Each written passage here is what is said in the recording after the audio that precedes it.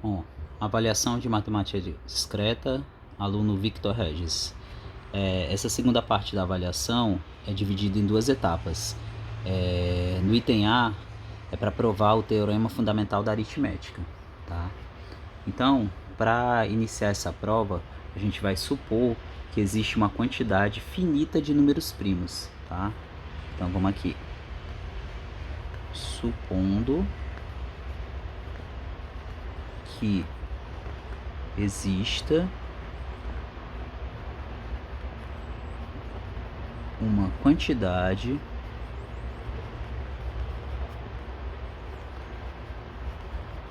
finita de números primos.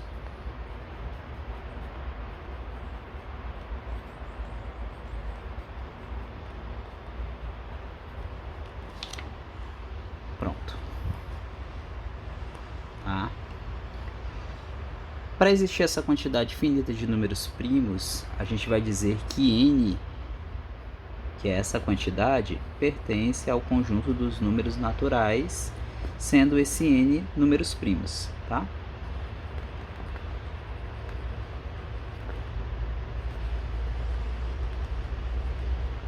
Números primos, ok? Então a gente vai descrever esses números primos como sendo P1, P2, P3, até Pn. Esse daqui vai ser o conjunto dos números primos, tá? Então, pessoal, esse daqui são os números primos, tá?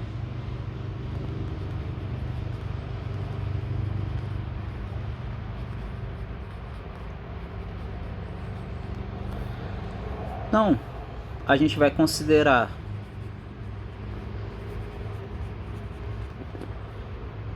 um número P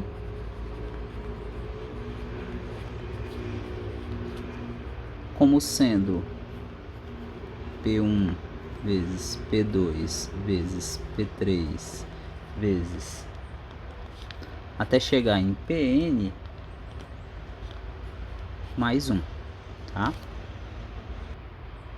Então, pelo teorema fundamental da aritmética, a gente sabe que esse número P aqui, que ele está representado por P1 vezes P2 vezes P3 vezes Pn, até chegar em Pn mais 1, ele pode ser decomposto em fatores primos, tá? Então, sabemos que P pode ser decomposto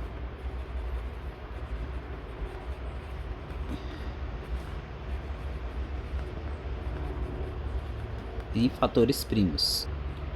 Então a gente vai considerar que existe algum primo Pi que divide P, tá? Mas como só existem n primos, então esse Pi deve ser igual a um dos primos P1, P2 até Pn. Então vamos rascunhar aqui o que foi dito, tá? Então existe algum primo Pi que divide P, tá? Sendo que esse P, ele está expresso aqui em cima, é P1 vezes P2 vezes P3 até Pn mais 1, tá? Prosseguindo, como só existem n primos, então, como só existem n primos,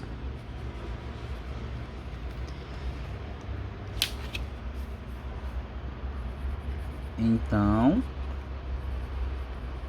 esse Pi deve ser igual a algum dos primos.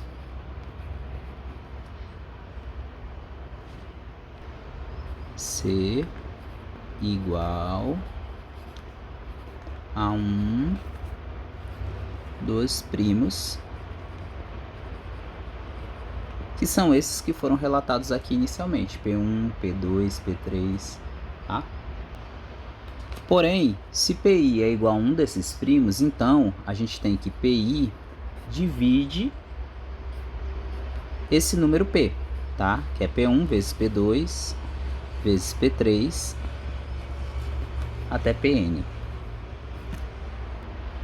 Então, como PI divide P e P é igual a P1 vezes P2 vezes P3 até Pn mais 1, e também PI divide P1 vezes P2 vezes P3 vezes Pn, a gente tem que PI divide P menos P1 vezes P2 vezes P3 vezes Pn igual a 1, tá? Logo, isso é um absurdo. Por que é um absurdo? Porque 1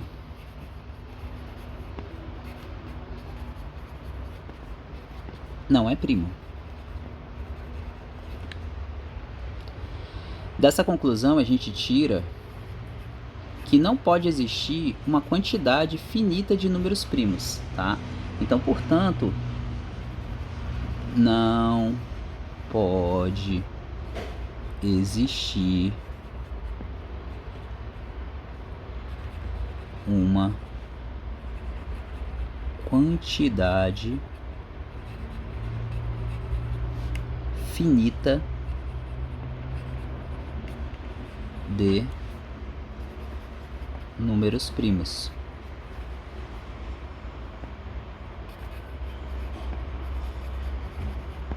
Ok? Então a gente provou o absurdo, tá? Para provar que se não existe uma quantidade finita de números primos pelo absurdo, portanto a gente chega à conclusão que existem infinitos números primos. Fechando aqui o item A dessa segunda etapa. Vou só descrever o fecho. Logo, existem infinitos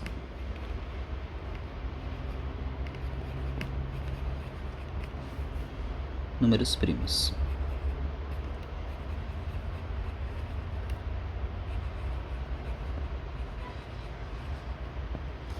Ok? Aqui a gente fecha o nosso item A. Vou botar aqui a foto direitinho, a imagem, pronto. Bom, pessoal, agora a gente vai tratar do item B, tá? Dessa questão. Ele fala assim no item B: como a aplicação do 0,1 prove que há infinitos números primos, tá? Então, o que foi que a gente fez? Primeiro a gente supôs que existe uma quantidade finita de números primos, tá? Ou seja, existe n pertencente aos naturais, onde esse n são os números primos. Esses números primos eles são representados por P1, P2, P3 até Pn. Tá? Esses daqui são os tais primos. Então, para isso a gente considera um número P, tá? Que ele pode ser representado por P1 vezes P2 vezes P3 até Pn mais 1. Então, pelo teorema fundamental da aritmética, a gente sabe que P ele pode ser decomposto em fatores primos. Tá? Para isso acontecer, a gente sabe que existe algum número primo Pi que divide esse P. Tá? Ou seja, como é que a gente pode descrever isso daí? Pi, ele divide P1 vezes P2 vezes P3 vezes Pn. Tá? Para isso acontecer, Pi divide P, que é P1 vezes P2 vezes P3, Pn mais 1. E Pi também divide P1, P2, P3 e Pn. Tá? A gente rearranjando essa equação, a gente tem que Pi, ele divide P menos P1 vezes P2 vezes P3 até Pn igual a 1. Tá? Isso aqui, pessoal, é um absurdo, pois o 1 não é primo. Tá?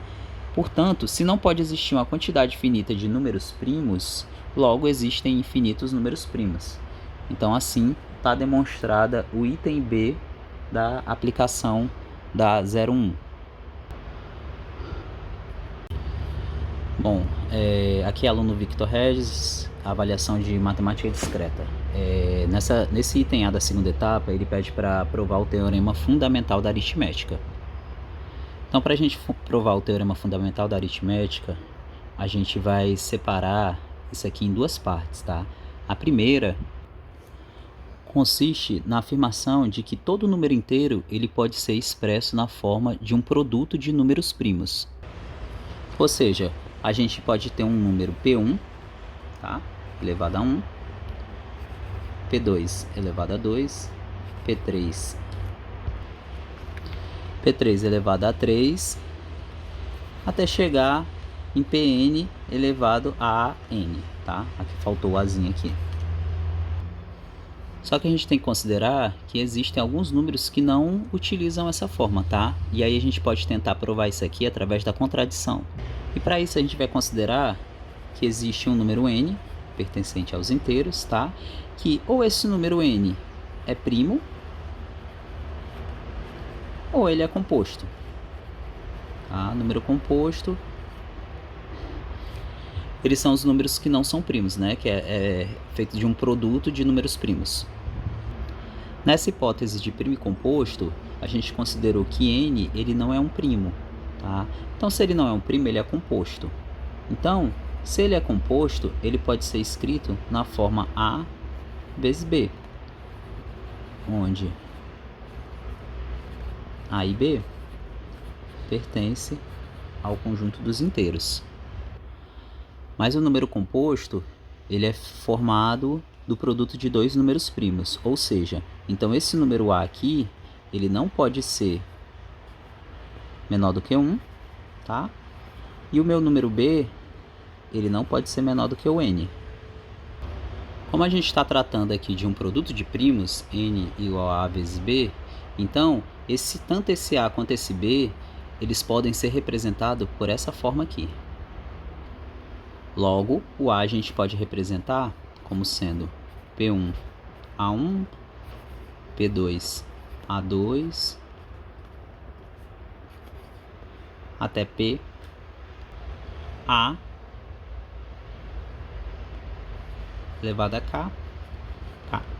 E o B a gente pode representar como sendo Q1 A1, Q2 A2, até Q M a M. Logo, substituindo o A e o B por esses valores, a gente tem que n é P1 A1, P2 A2, até PK AK, vezes Q1 A1, Q2 A2, até QM AM. Então a gente chega à conclusão que n vezes a b, ele é formado pelo produto de primos, tá? Só que inicialmente a gente falou que ele não poderia ser dessa forma, tá? Que ele era um número composto. Então aqui a gente chega numa contradição, tá?